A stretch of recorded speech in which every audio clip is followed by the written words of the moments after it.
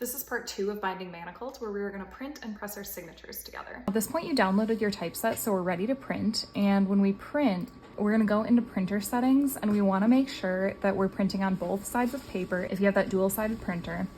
And what I like to do is I always just like to test pages 1 to 2 to make sure that it flips right. With my printer, I want to flip on the short edge, and I always double check that setting just to make sure that it doesn't accidentally flip the opposite way, because I've had that happen before.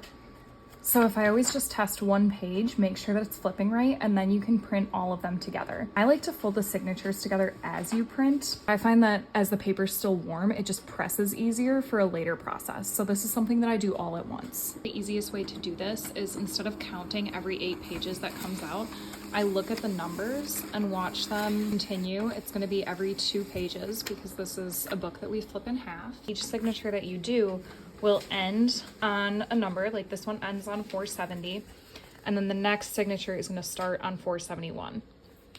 So that's going to go next to each other.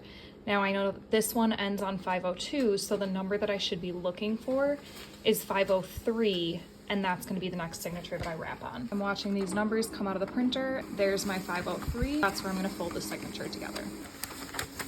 I can count these pages, and there's going to be 8 because it's signatures per 8 pages here. So I like to use a box, but we have all of the pages. You want to double check here and make sure that they're all in the correct order. You can always do that, but I'm going to make sure that they're all stacked together really evenly, and then use the edge of the box to make sure everything is nice and clean when I fold it. And use that bone folder and just make that edge nice and crisp. And I'm gonna add this signature starting at 503 to my stack here. And I just like to press it under something because it's hot off the printer. This helps it press later. So now I'm looking for page 535. And there's 535, so we're gonna repeat that process with this signature set.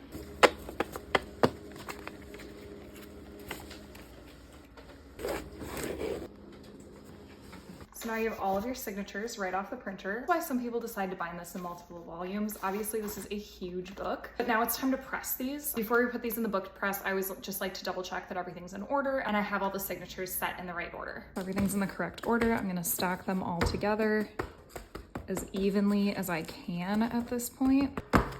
We're gonna set them in our book press, but we wanna make sure that every single one is lined up as evenly as we can get them to press them down.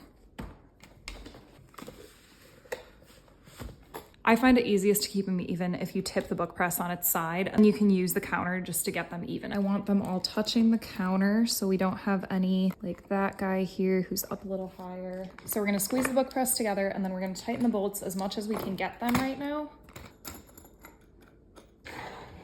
And then we're just gonna set that there and let it press for at least 24 hours. I might go 48 hours with this one just because it's so thick. You can see on the side, the pages are wavy. That's just from coming off the printer. The longer that you press it, the more that'll flatten out. So now we're at a break point. We need at least 24 hours before we can start the next step while this presses.